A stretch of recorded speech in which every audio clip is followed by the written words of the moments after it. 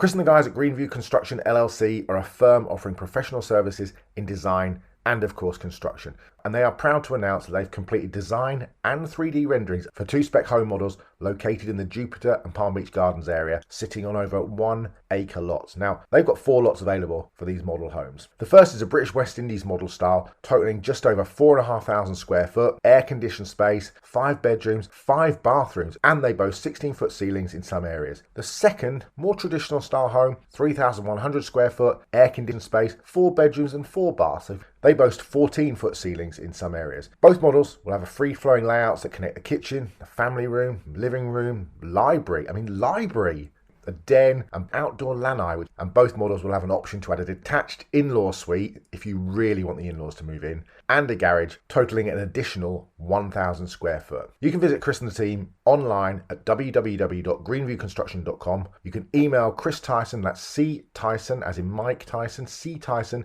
at greenviewconstruction.com, or you can call 561 727 5013. They're also on Facebook, they're on Instagram, they're on Twitter. Just look for Greenview Construction. And if that wasn't enough, they have an appointment-only showroom at 715 Commerce Way West, Suite 14 in Jupiter, Florida. Are you a business owner or executive who needs more results from your marketing team? Do you struggle to measure the results of your marketing spend? Or do you need to spend less time running marketing personally? A metrics marketer fractional CMO can help. A fractional CMO delivers measurable results and value by combining real-world experience with a proven marketing framework and process, all at a fraction of the price of a full-time marketing leader. We manage and enhance your existing marketing team while creating programs designed to drive awareness, revenue, and growth for your company. Let us create, manage, and deploy a marketing strategy to help you reach your goals faster. Visit yourfcmo.com. That's yourfcmo.com to request a free, no obligation consultation. Mention 3YPC for a special discount of 10% off our services. Grow your business faster with a fractional CMO. This show is brought to you by Prize Picks. Prize Picks is a revolutionary new daily fantasy game whereby you pick 2, 3, or 4 players to go over or under their fantasy point projections, and if you're correct, you win. Pick 2 or more players from the same sport or league, or go cross leagues for your parlay. Use the promo code 5, that's FIVE 5, and receive a 100% instant deposit match up to $100. But first, sign up at prizepicks.com to start winning today. Are you a South Florida property owner with an insurance claim? Are you dealing with water, mold, or fire damage? Looking for a reputable, fully licensed, insured, and certified contractor? Water Cleanup of Florida is here for you 24 hours a day. When a disaster strikes in your home or business, you need specialized, fast, and reliable services. Water Cleanup of Florida understands the impact and stress an unexpected disaster may cause. With over 62 years of combined experience, Michael, Robert, and Eric and their team is prepared to handle any size disaster. The guys are born and raised in South Florida, so changing the narrative on the way contractors conduct business in South Florida is extremely important to them.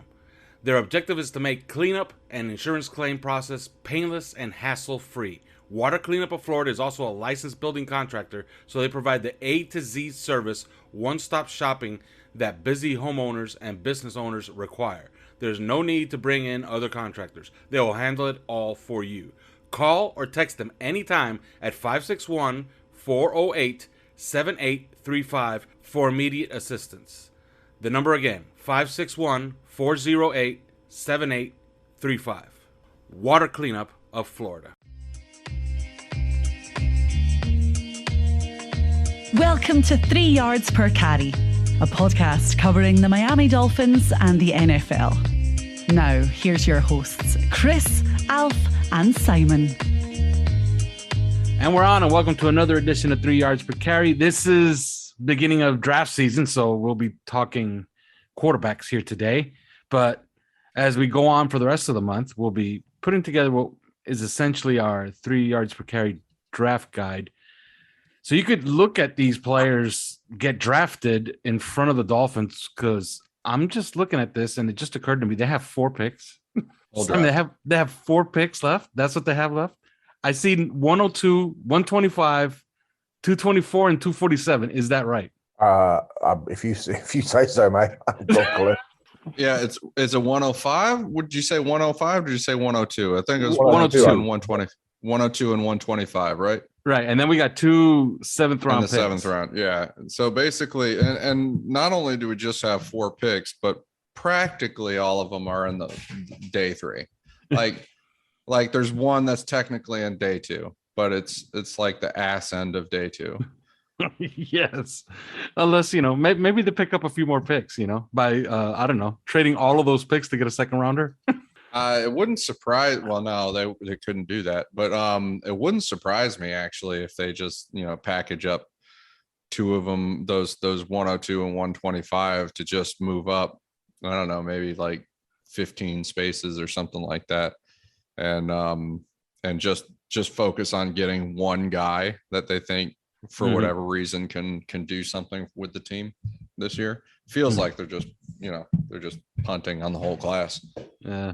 Well, we'd like to welcome 2 new sponsors to the show. Greenview Construction, you heard their ad at the top of the show, and Metrics Marketer, you heard their ad also at the top of the show. If you heard different voices, it's because they are. Chris Coughlin did a fabulous job on Metrics Marketer, and I don't have to tell you, Simon Clancy did a great job with Greenview Construction. Do you know what a lanai is now, by the way, Simon?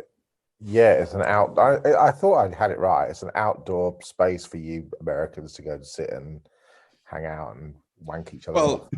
Well, really, I mean, it's not just for Americans. I mean, if you were over here, you could chill on our lanai, and you're definitely not American.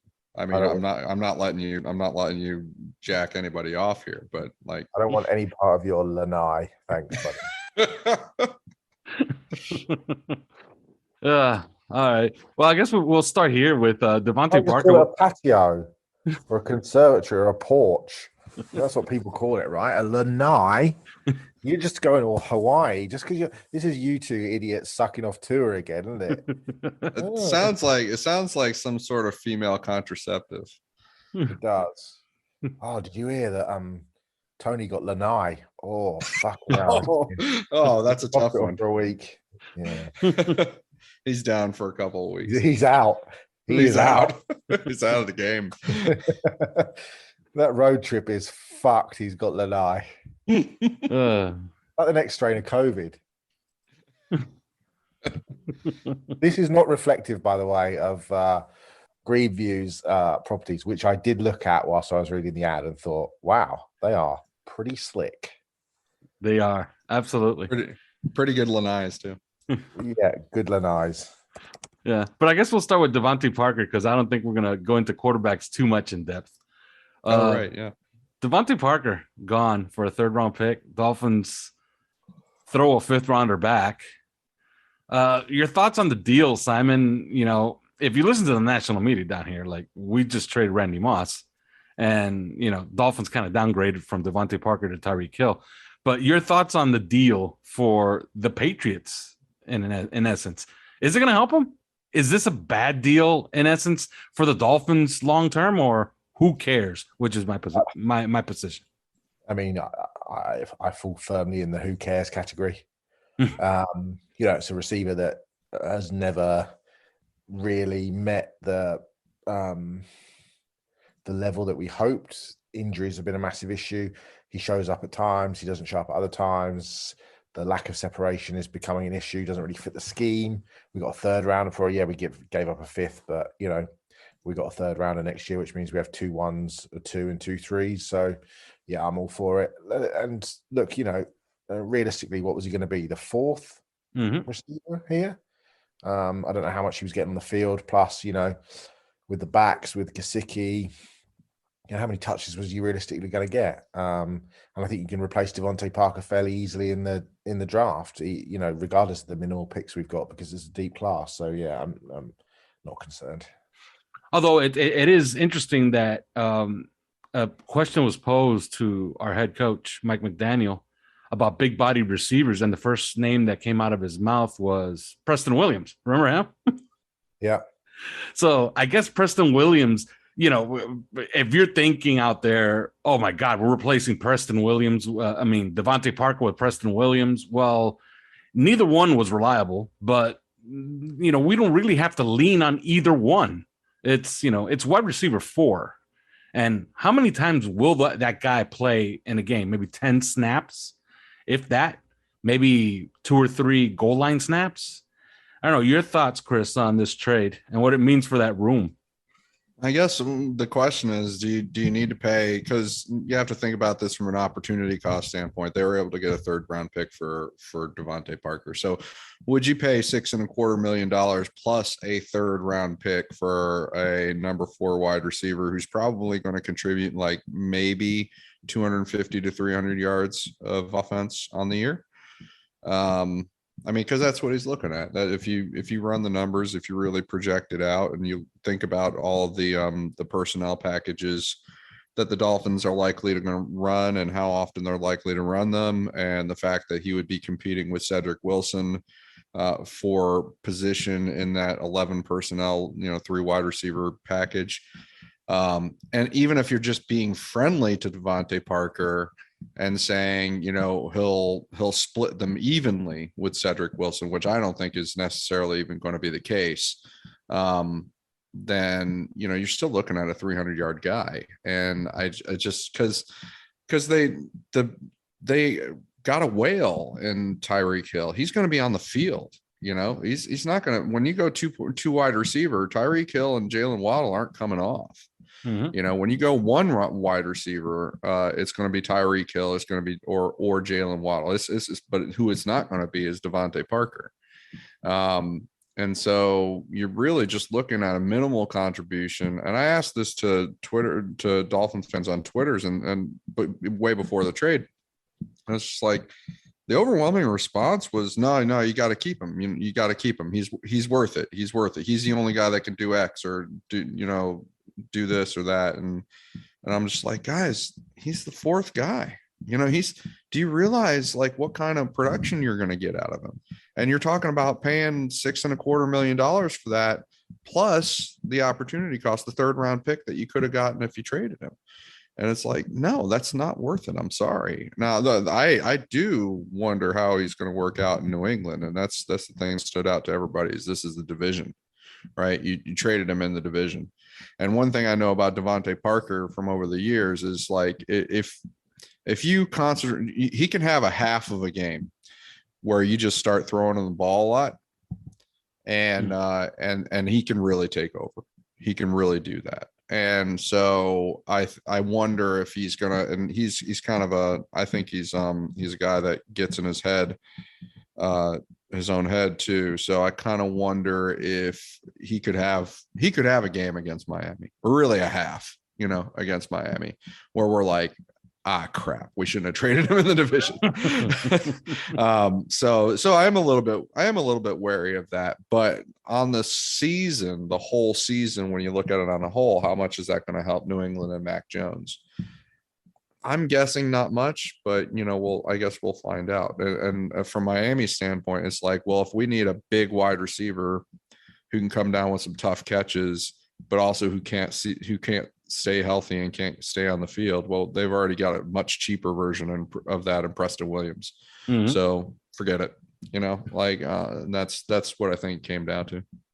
Yeah, and Cedric Wilson, they made a commitment there. If you look at Cedric Wilson's contract, it's essentially what Devante Parker makes, and he's fresh and new, and he fits the system a little bit better.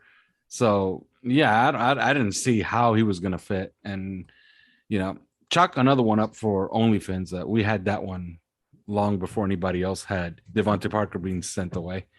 Well, you had the price too. Yeah. You had the price. Like you're like, listen, they're insistent on this price. And they were so insistent on it that they even traded him within the division to get it. Mm-hmm. Which is kind of Chris Greer's MO, right? Like that's how he is. Like he likes winning trades. He wants his price. He puts a price and he's going to get it, or it's not going to happen. Mm-hmm. All right. Well, moving on to this draft class, Simon, this quarterback class, and that's what we're going to be dealing with here today, has, in my opinion, has gotten a bad rap because if you compare it to, let's say, okay, it's not as good, as as it was last year in the top end, but there's some really good college performers here. Is this a bad quarterback class? What's your estimation of the overall strength of it? Yeah, I don't think it's very good generally. It's not. Well, let's start here. How many pros? And when I say pros, I'm not talking about backups. How many NFL starters are in this class? How many NFL stars are in this class? It's a good question. I mean, look, I think there was a Detroit Lions reporter a couple of weeks ago that tweeted the following, and he said that Carlson Strong says this quarterback class is getting a lot of crap they don't deserve. Says Malik Willis is crazy good. Also says his knee won't fall off his body, which seems helpful. Which is kind of sums up the collective feeling in 33 words or so about this position. I mean, look, it's not that there aren't any options, but I think more that on paper and on film, the class is at best jumbled, and at worst, it's pretty underwhelming, actually. Look, that evolution of NFL offenses, I think, to follow the pattern of college football has obviously gathered pace. You know, we've got younger, more progressive minds. We've got one in Miami who've taken over as head coaches and OCs. And I think that's meant that the path to starting and succeeding has been eased somewhat. You know, you don't see quarterbacks taking 3 years as they used to 10, 15 years ago. But I suppose you can make a fairly compelling argument that the majority of the top 10 quarterbacks in the NFL have been selected pretty much the last 4 drafts, I'd say. So Mahomes and Watson, that was 17, right? Allen and Josh Allen and Lamar in 2018, Kyler Murray in 2019, and then Justin Herbert and Joe Burrow 2020. So, you know, the evolution is there, and you are seeing in this class, I think, evolution quarterbacks in terms of guys who are suited to that evolution generally. But I'm not sold I'm not sold it's an amazing class. And I think, you know, you kind of look half an eye. It's difficult to punt on a season, and GMs will never do that, but it's difficult to not look, you know, to this time next year when you might have a Bryce Young and a Will Levis and a CJ Stroud and a Tyler Van Dyke. So I wouldn't want to be Brad Holmes at 2 and Scott Fitterer and Terry Fontenot and who else needs a quarterback? John Schneider and Martin Mayhew of Washington and Mickey Loomis and who else is there? Kevin Colbert. I wouldn't want to be those GMs on those teams with a quarterback need this year, because I just don't think the talent is there. And I suppose to answer your question in a monstrously long-winded way, history tells us that probably 2 of them are going to be, you know, you go back in the past and look at bad drafts. You know, you go back to 2007 when we had Jamarcus Russell and Brady Quinn and Kevin Kolb and John Beck and Drew Stanton and Trent Edwards and Troy Smith and Tyler Thigpen and Matt Moore. You know, you go 97, you look at Jake Plummer and John Kittner and Jim Druckenmiller and Danny Werfel and Corey Detmer. I mean, I would say history tells us that you're going to get 2 good starters. You might get one who becomes something special. You'll probably end up with a couple of guys who are backups, and you might end up with a couple of guys out of the league. That's just the way it goes. So it's an interesting group of 6, that top 6. But I'm not sold there's a superstar in there. There's a couple of guys I like, but I'm not sold there's a superstar in there. Chris, your thoughts on this class? I think it gets a bad rap, but I think because, you know, this happens all the time with draft classes, and people tend to want to only pay attention to the very top prospects at the position.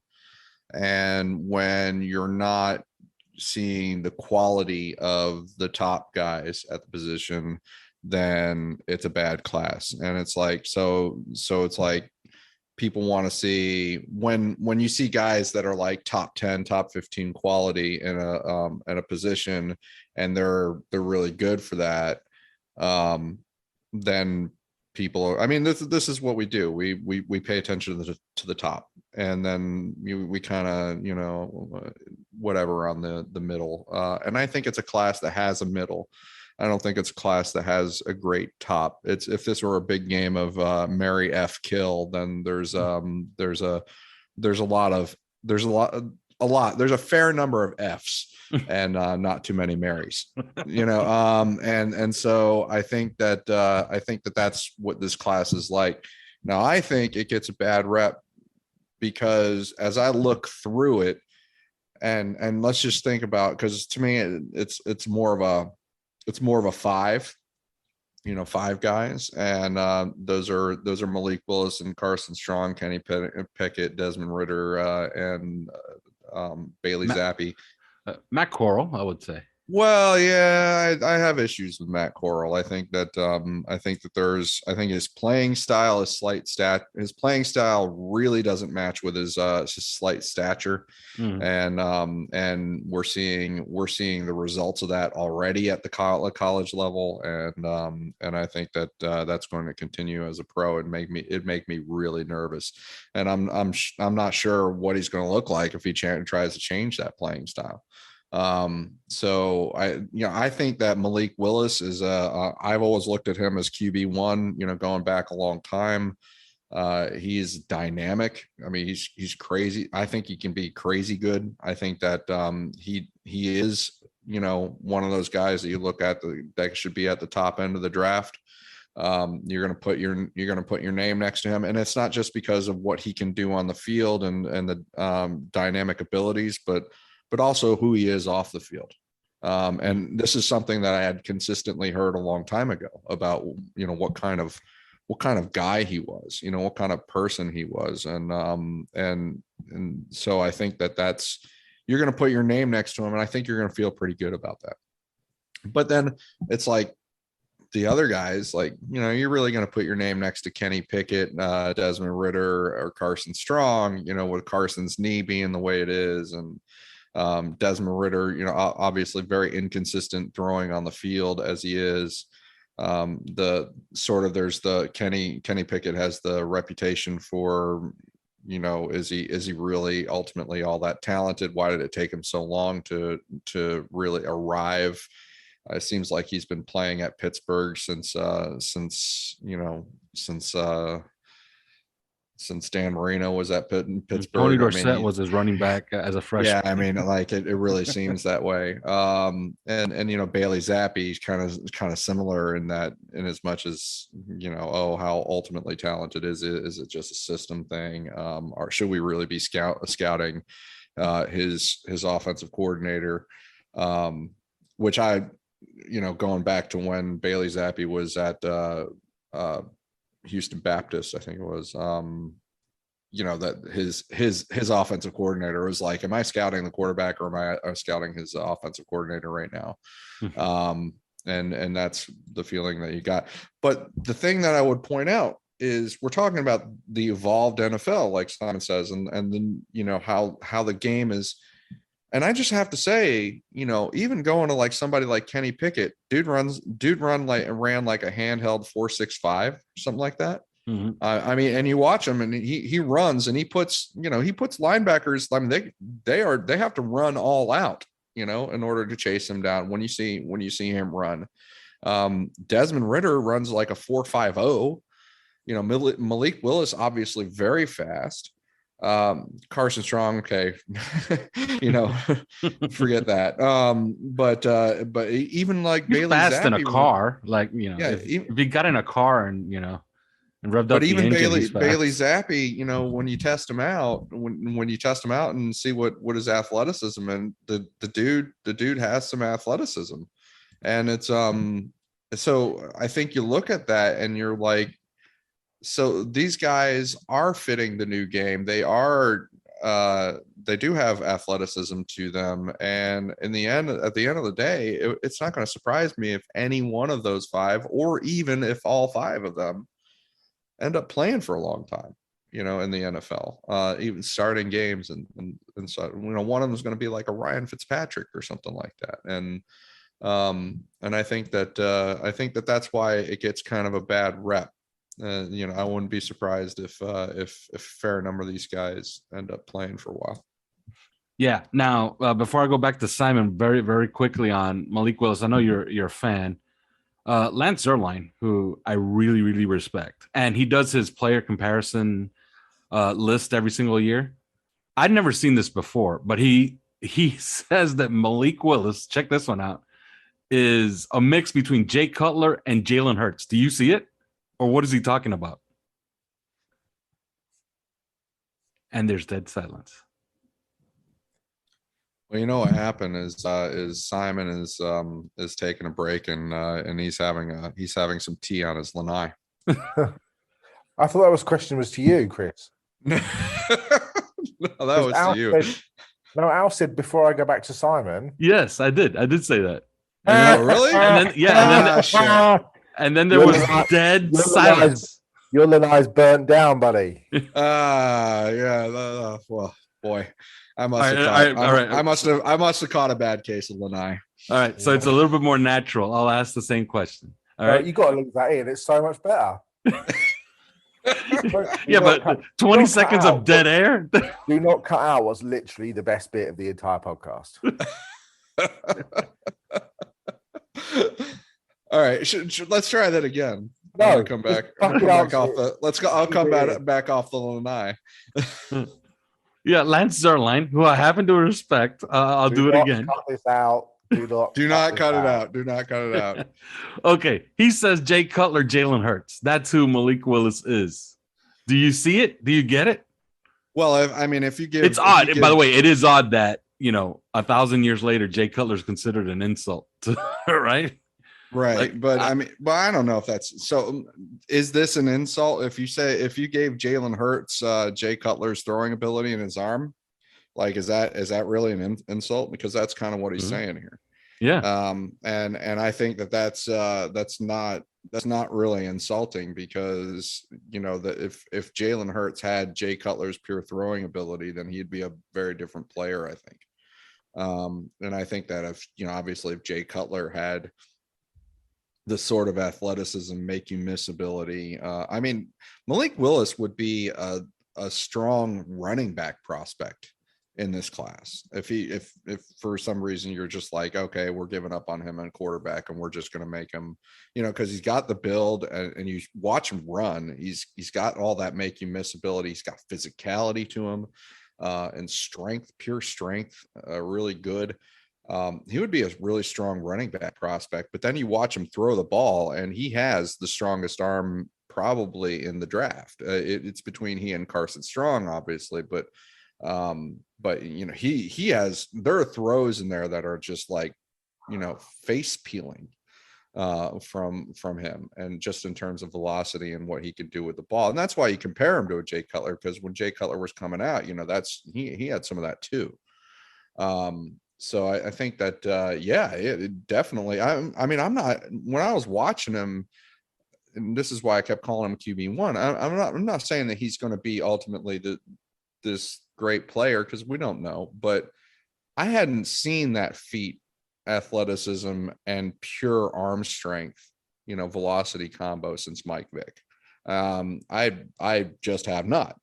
And I think that so-called ceiling, which I think is a fallacy for the quarterback position, the way we generally use it, but certainly his physical skill set is just amazing, and nothing short of that. All right, Simon, if you're a quarterback needy team, okay, and I'm looking at this draft order, and you can make a case, the Lions even at number 2. I think it would behoove them, if they like a quarterback in this, to try to package that pick for a pile of picks and get their quarterback. But if you go through this draft order, I count 5 teams that can be in on a quarterback. Who are the first round quarterbacks in this class, and who are you willing to draft in this first round?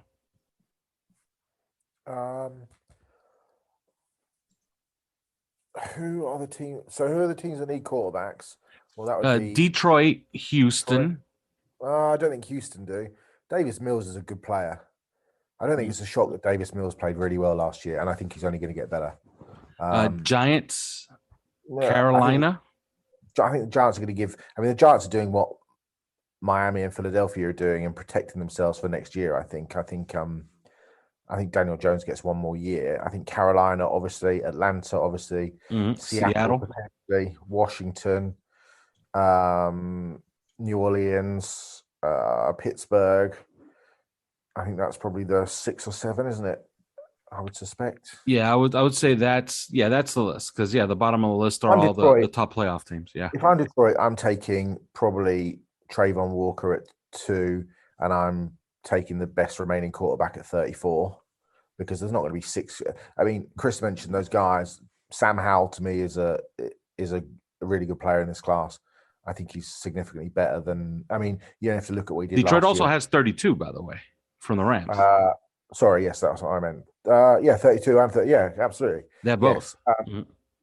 So yeah. I mean, look, I think in a normal draft, in a good quarterback draft, realistically, if you're going to stack these quarterbacks in this year's draft up against the last 3 years, you know, even the top guy, Chris has got Malik Willis as the top guy. I've got Carson Strong as the top guy.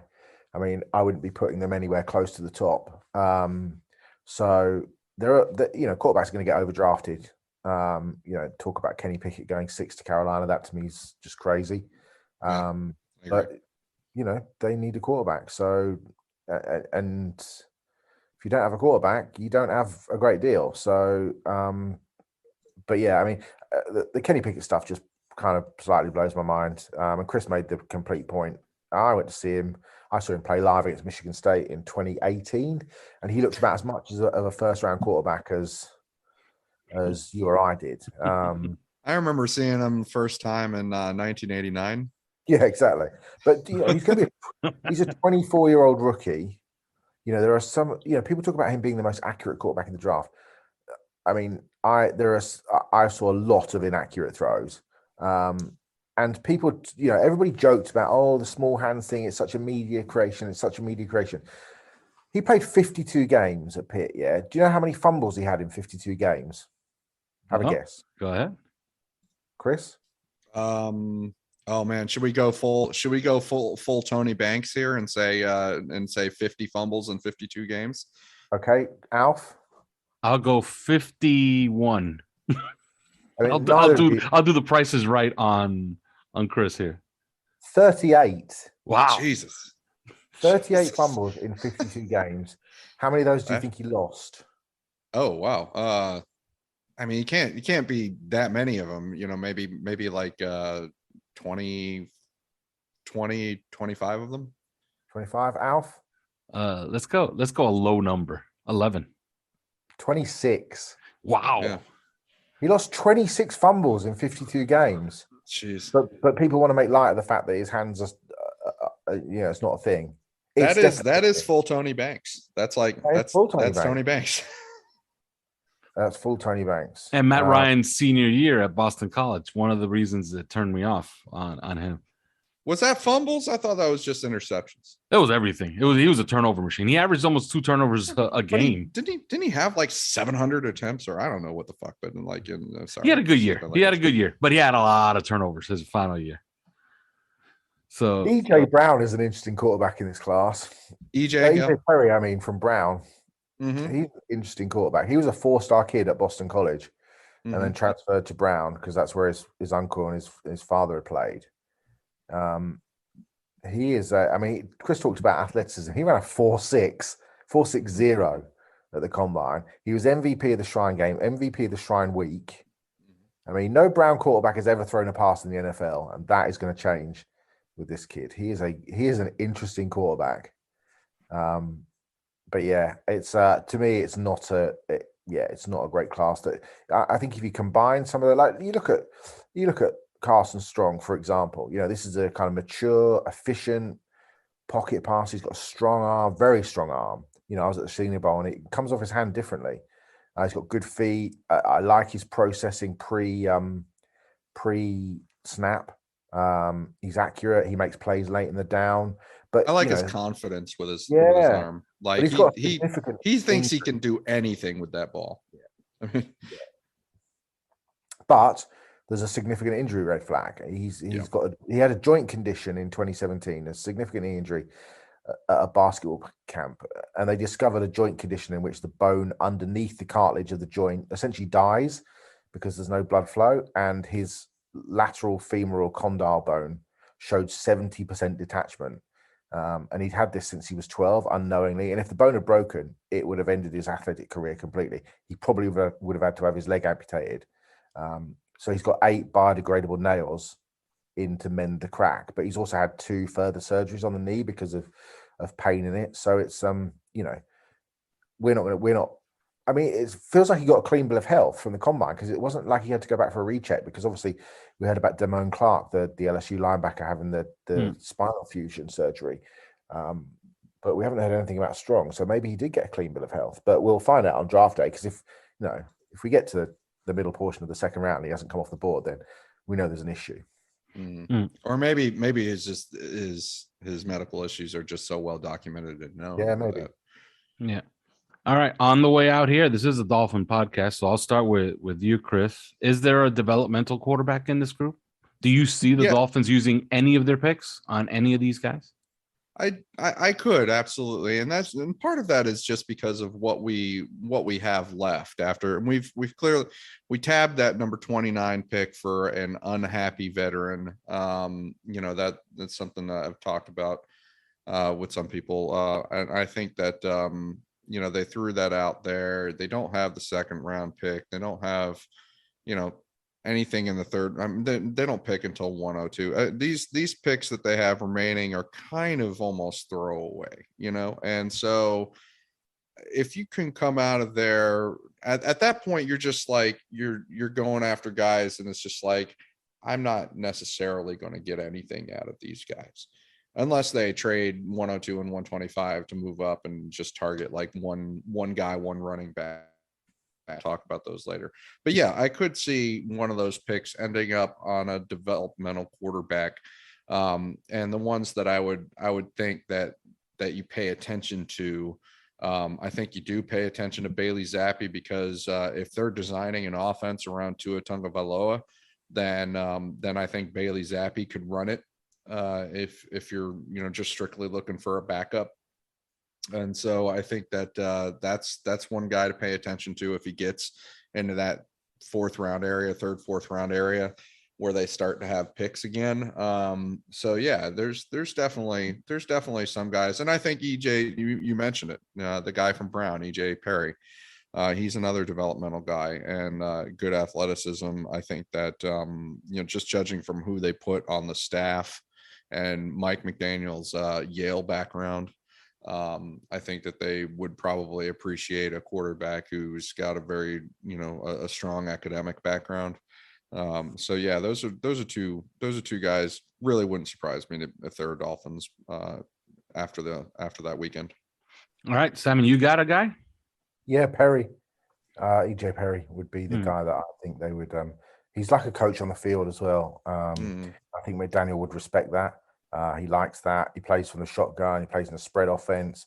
He can make plays outside structure. He can throw on the run. He's able to move from read to read. He can reset his eyes to reads 2 and 3, and he's got a good arm. Obviously people always talk about the strength of opposition, but when you're at that level, all you can do is beat what's in front of you, and that's what he did. So yeah, I think he's very interesting. He's I got some sort of Taylor Heineke kind of vibes from him. I think he's got a bit of upside, and I think he's interesting. 6'1", 212. Yeah, he's a bright kid, coach on the field. He's the sort of guy I think McDaniel might dig. Yeah, and there was a time where, and this is a great name because I asked you about him once, and you were like, and you had a really good answer. I guess you could give me one here on the way out. I'll ask you, Simon. There was a time where Brock Purdy was a name, and that time is not 2006 or 1989 when Kenny Pickett was lighting up Pittsburgh and lighting up the Big East. No, this was September. Since then, it's been a long fall for Brock Purdy. On the way out, his prospects as an NFL passer. I actually think he had a really good year comparatively last year. It was a bit of a down year before. I think if you want your quarterback experience to be fun in college, then Iowa State fans can't have asked for much more from Brock Purdy over the 4 years. I think he probably leaves Ames as arguably the greatest player in school history. He's an incredible gamer. He's got a ton of moxie. I thought at times he looked like a day 2 player earlier in his career. He gets the, I kind of comp-wise, he's kind of got that chaotic Baker Mayfield, Gardner Minshew style. He's a bit Case Keenum-like, I think. I mean, you go back and watch that Oklahoma comeback in 2019 where he pretty much single-handedly carried the Cyclones back from the dead. And then he flipped that to his very final play ever in college in the bowl game when on 4th and 2, he ran for the first down, fumbled it back behind the marker, fell on it short of the line, and they turned it over on downs. That is essentially Brock Purdy's career in a nutshell. I mean, there's a throw he makes in 2019 against Louisiana Monroe, which is one of the best throws I've ever seen a college quarterback make. So he does have some talent, but he doesn't. The clock in his head operates on a different time to everybody else, so he kind of drifts off the midline and gets himself into sacks. But I thought he was easy to love as a competitor, as a college quarterback, and I think he probably finds a home somewhere on late on day 3. I think taking aside the fact that his college career seemed to be like a Benjamin Button career, but even taking that aside, when I watch him, I don't know how much USF you guys have been watching over the last decade or so, but he just reminds me so much of Matt Grothe, who was the quarterback back when USF managed to get all the way to number 2 in the nation, and they had a big win against West Virginia back when West Virginia was ranked really highly, and they were this was a primetime game and such. And he reminds me of Matt Grothe. It's ultimately not going to work in the NFL, but it was really fun college quarterback experience. And that's Brock Purdy in a nutshell. And isn't he a Dolphins fan or something? He is. I mean, God bless. Give him season tickets from but in the stadium, not in the stands. He should be sitting next to me watching practice, not playing. Interestingly, you talk about Brock Purdy and Miami and the kind of the circle of life. He turned down Alabama. Did he really? Go to Iowa State because he was Gatorade Player of the Year in Arizona. I mean, he could have been playing alongside to Mac Jones. That's nice. That rotation. Overall, don't you wish the Dolphins had Reed Sinnett back? Yeah. Yeah. All right. Bengals in preseason, definitely. All right, that's it. There is no more. The next time we talk to you, we'll be talking running backs. Hey, go get our T-shirt, by the way. Our Speed Kills T-shirt has a little penguin on it. Has a cheetah too. All right, till then. Thanks for listening to 3 Yards Per Carry. You can subscribe via iTunes, on Podbean, or your usual podcast provider.